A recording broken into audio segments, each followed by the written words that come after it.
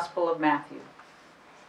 Jesus said to the 12 disciples, "A disciple is not above the teacher, nor a slave above the master. It is enough for the disciple to be like the teacher, and the slave like the master.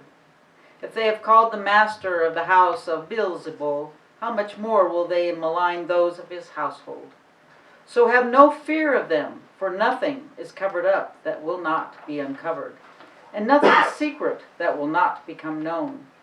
What I say to you in the dark, tell in the light, and what you hear whispered, proclaim from the housetops. Do not fear those who kill the body, but cannot kill the soul.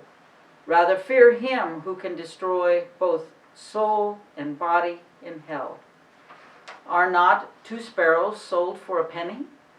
Yet not one of them will fall to the ground apart from your Father. And even the hairs of your head are all counted. So do not be afraid. You are of more value than many sparrows. Everyone, therefore, who acknowledges me before others, I will also acknowledge before my Father in heaven. But whoever denies me before others, I also will deny before my Father in heaven. Do not think that I have come to bring peace to the earth. I have not come to bring peace, but a sword. For I have come to set a man against his father, and a daughter against her mother, and a daughter-in-law against her mother-in-law, and one's foes will be members of one's own household. Whoever loves father or mother more than me is not worthy of me, and whoever loves son or daughter more than me is not worthy of me, and whoever does not take up the cross and follow me is not worthy of me. Those who find their life will lose it, and those who lose their life for my sake will find it." The word of the Lord. Thanks be to God. In the name of our loving, liberating, and life-giving God, Amen. Amen.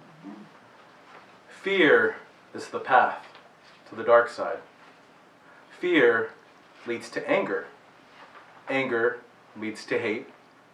Hate leads to suffering. These are the words spoken by Jedi Master Yoda from the Star Wars series in talking about how fear can be a dominating force in our lives.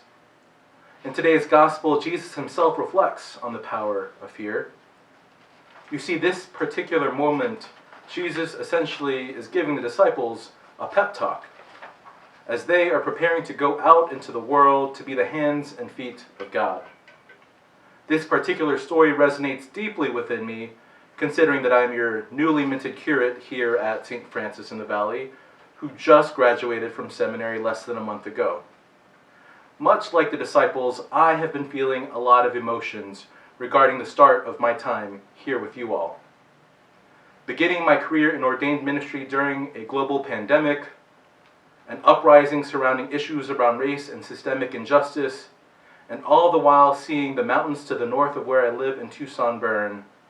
Well, let's just say I wasn't expecting any of this when I started discerning my call to the priesthood.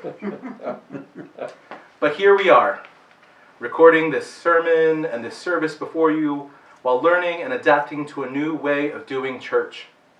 From my understanding and listening to those of you who I've had the privilege of meeting so far, St. Francis has historically had a flourishing presence here in Green Valley. In my desire to learn more about you all, I have been touched to see how deeply you care for each other, the community, and even those ministries that reach far beyond our borders. You have been doing the work that Jesus talks to the disciples about.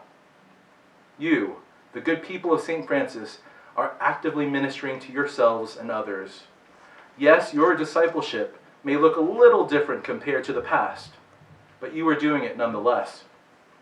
You, as Jesus commanded, are taking what is whispered or discussed over Zoom and proclaiming it from the housetops of your souls and bodies. You Franciscans recognize the worth of not just yourselves, but of the sparrows who are sold 2 for a penny, as mentioned in the gospel. You strive to recognize the worth of the sparrow who society may cast out or treat as marginalized, worth only 2 pennies, and you find value and meaning in their lives. Under our baptismal covenant, you strive for justice and peace among all people and respect the dignity of every human being, and in doing so, you recognize that those sparrows' lives matter. You are finding ways to cast out fear so that you may create room for love.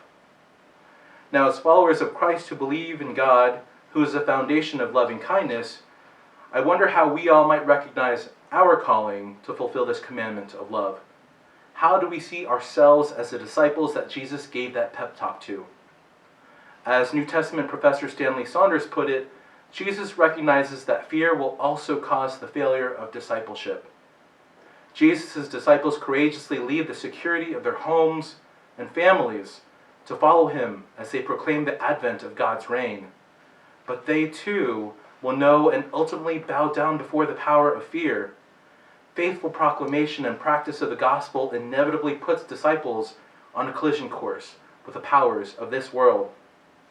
So, as Jesus prepares his disciples for their mission to the lost sheep of the house of Israel, he is starkly realistic about the threats they will face. And at the same time, he builds the case for why they should not let this fear master them or hinder their witness. Fear is powerful, but love is a force to be reckoned with.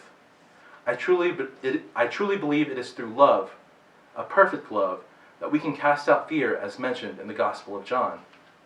In my ministry and in my preparation of getting to this point in my life, I've had to learn how to truly love myself and love the people of God so that I might cast out fear. This journey was not easy. No, it was riddled with obstacles of the soul, perils of the mind, and mountains of internal dialogue that had me wondering about my self-worth and my ability to be enough to do this job. As I get to know more of you, I hope that you find that I am so uniquely called to be in ministry with you. I hope to gain your trust and to show that I am someone you feel comfortable with, to share your stories with, your greatest joys, to be with you during your sorrows, and to simply be in community with. As we together continue to go out into Green Valley and beyond, I hope that we can find ways to remember Jesus' words to the disciples. Further, I hope that we also reflect on his words of what it means to be bearers of a sword in this world that we inhabit. While some may argue that the imagery of a sword is too aggressive or too combative, I challenge us to consider the sword as a representation of God's desire for truth and justice. To be bearers of this sword of truth may mean looking at fear in the eyes wherever it presents itself.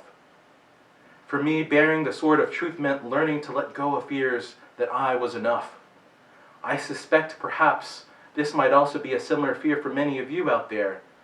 Am I a good enough partner or spouse? Am I a good enough grandparent? Am I a good enough hobbyist? Or simply, am I enough? The answer to those questions is yes. You are enough. You are more than enough. Professor Saunders states, from the moment we are born, we learn to fear the world around us. Certainly to fear the stranger. Sometimes to fear even those who are closest to us.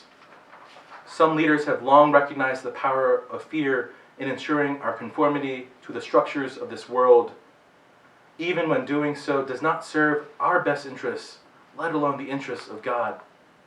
Fear is the driving force behind vast segments of our economy, as well as, increasingly, our political priorities. So how do we respond to this fear? Well, you may think that I'm a broken record, but I believe we respond to it with love. We cast out that fear with love by rejecting the concept that there is a scarcity of enoughness, and we recognize that the abundance of God's love and grace will blanket the possible horrors that we are conditioned to learn. This sounds like a monumental task and burden, but I believe, if we believe in a God of resurrection, then we too can believe in a God of redemption for those in the darkest places of fear. If we find a way to root out fear, prevent it from getting to a place where it devolves into suffering, as Jedi Master Yoda said, then we are living boldly into the commandment that Jesus charged the disciples with in our gospel. My friends, it seems that there is no shortage of suffering lately. With the pandemic numbers in our state hitting an all-time high, and with ongoing civil unrest on the news, we must find a way to move forward away from fear and suffering and towards hope and love. That being said, we must also recognize that we cannot simply wish, hope, or pray COVID-19 away, systemic injustice, or other deeply harmful and problematic things.